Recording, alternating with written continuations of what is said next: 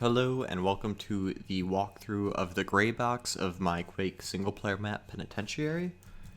We will be running through this map using no clip and no target, just so we can see the layouts of the enemies and how the encounters are planned. So immediately when we walk out, we see two grunts. This is just to serve as a quick introductory battle for the player, as well as introduce the enemy type that they will be fighting in the next room. A significantly larger battle.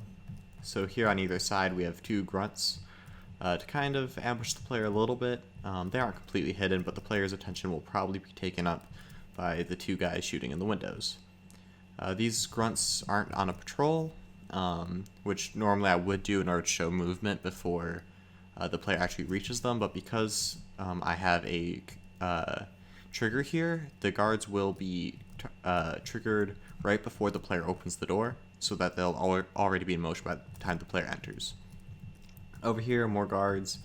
These are placed further back. They'll still be triggered, and so they'll still run into combat, but it'll give the player a couple extra seconds to react and deal with the other guards before they have to deal with these two. Now, we have two doors here. One leads into the hallway where there is a patrol, and the other into this open area. Because the player can already see through here when they first enter, they're more likely to come this way, I find. And so in these rooms, there's a few health packs as well as some ammo. The player doesn't have access to these weapons yet, but because they won't be running low on shotgun ammo, there's no real need to put shotgun ammo, and this will serve as a good opportunity to provide them some ammo for their weapons that they will arrive at. Here we have some patrolling dogs, the first ones that they see. And if the player times it right, they might not trigger the dogs immediately, and so they might be able to get a sneak attack in. Just a few more patrols down this way, as well as a room full of dogs. Again, whenever there's an enclosed room like this with doors, I have triggers right before the doors, so the second that the doors open, the dogs will be triggered, and so it won't look like they're standing still. Here we get to the first large fight, where the player can immediately use the super shotgun if they react quickly. A couple dogs, a couple grunts, and then an enforcer, just to serve as a little bit of an extra difficulty. Over here we have what will be a secret area containing some armor and some health packs, as well as the first button.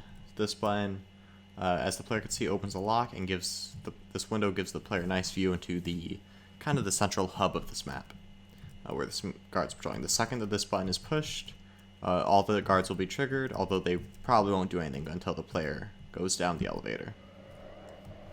So here, player, again, same types of enemies as they've already faced, some ammo and some health packs in case the player's running low, and the grunts themselves will drop plenty of shotgun ammo for the player. Once this mission is complete, the player is unable to open these large doors until the other locks are removed, and so they have a choice of either moving left or right. If they go left, they enter Zombieland.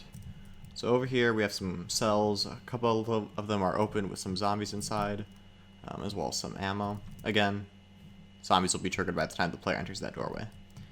And here we have grunts and zombies. I wanted to make this seem like a breakout, like a jailbreak, so in order to get the zombies to fight the grunts as much as possible, I positioned the grunts so that when the player enters, the grunts are likely to try to shoot the player and in turn shoot the zombies that are in front of them. In order to really make it the two groups fight each other, just to make a cool set piece for the player. There's also some ammo scattered about the room, as well as some health packs. And then when they come into this room, much the same thing. Dogs, grunts, zombies, well, knights in this room. And so knights won't be able to really trigger the infighting, however, the grunts and the enforcer back here will. And the player also has an explosive barrel to help deal with the amount of enemies in here. Moving forward, we have the first encounter with the Death Knight. This Death Knight should grab the player's attention first, as they're more immediately in view, whereas this small knight might be able to get a little surprise attack on the player. Next, zombies. Notably, the player does not have the grenade launch yet, so they cannot actually deal with these zombies. That is until they reach this point, where they finally get the grenade launcher, as well as can move the next lock. So the player can come back this way and deal with the zombies in here. or go through this hallway. This route is also, the player can take either this hallway or the way that I already have shown. Either way, it's much the same, and the player will get the grenade launch anyway. So now the player comes back here. The zombies in this room will still be here because the player wouldn't have been able to kill them previously. And more of the cells have opened with more zombies spilling out, as well as the night. Now the player gets back. Once that left button is pushed, more enemies have spawned in. These grunts and enforcers will have been dead from the player's previous entry in this room. And so this is just so that every time the player comes back to this room, there will be more of a fight. Now here, the player's first fight with the ogre. Because I have two separate paths, I didn't want either path to make the other path like unable to be done well, and so there will be no zombies in this area because if the player goes this way first, they will not have a grenade launcher. So now we have two routes the player can go. Over here leads to a few fiends as well as a bunch of explosive barrels and armor, shotgun shells, and some health. This room's a bit of a risk for the player. If they choose to, they can fight it out in here, risking blowing up the barrels on themselves in order to get that armor.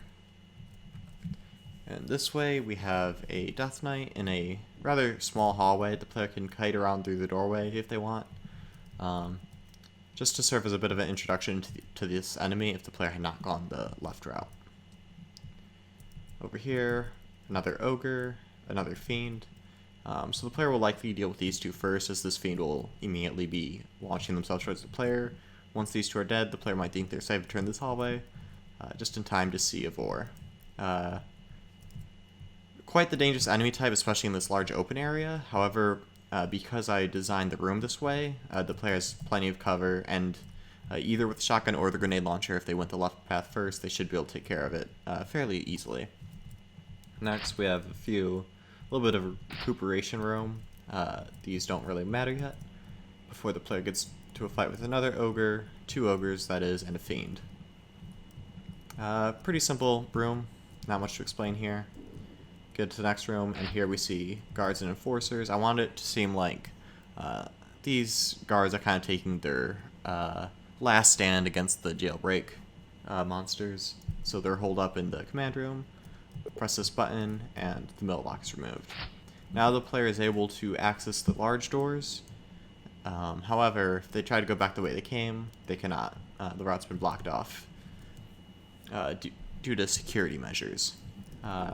Another little thing is once the player clears this room, they might think they're mostly safe. Surely there wouldn't be more enemies, and if they open this door, the fiend jumps right out at them. However, the player has plenty of time to react, especially because of the size of the door. The fiend likely won't get through on its first try, so the player will be able to react. Next, we have some of the wizards, scrags that is, I always forget what they're called. Just to introduce them to the player in this large hallway that wouldn't really be fit for much other combat due to its size or width, but due to the height, it works with these enemies. Next, this area is blocked off. The player can either go through this way or over to the left here. This is just kind of a neat little side area I put in just for the fun of it. I call it the coward closet. It's just a lone grunt hiding on his own. However, I also plan to implement a secret area behind this, where there will be some extra loot for the player right behind here if they shoot the wall. Finally, we get into my favorite area, the main holding cells. So here is a fairly nondescript looking area where the player cannot enter through this way because it's locked, and so they must press the button here. As the floor itself rises up, containing the cells with monsters inside. And so this is a fairly extended encounter, where over time more and more of these cells will rise up, with more enemy, as well as health packs and ammo to keep the player stocked up, in order to just have a large set piece of plenty of enemies, very chaotic, with the very environment changing. However, I didn't want it to feel unfair for the player, and so a lot of these enemies do have range attacks, especially the Death Knights and the Ogres, and this will constantly cause infighting as all the groups try to attack the player, especially in this more enclosed environment.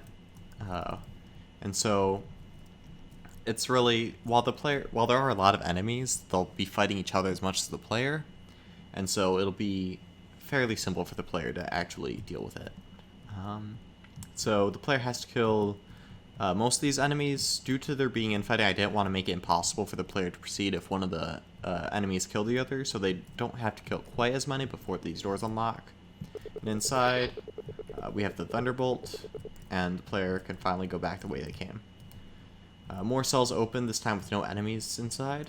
Just plenty of loot to prepare the player for the final fight. More enemies have spawned in. Once the players have killed all these new enemies, they're able to push this button. And I will need to turn no clip off for this. Once they do, the large doors open and the players encounter with the first Shambler that they will fight, and the last, some Scrags, and some Fiends. Quite a difficult fight, but the player has been through a lot, and hopefully with the Thunderbolt they should be able to beat this encounter. And once they do, the game will end. Thank you for watching this walkthrough, and if you want to see more information, feel free to check out the GitHub linked below.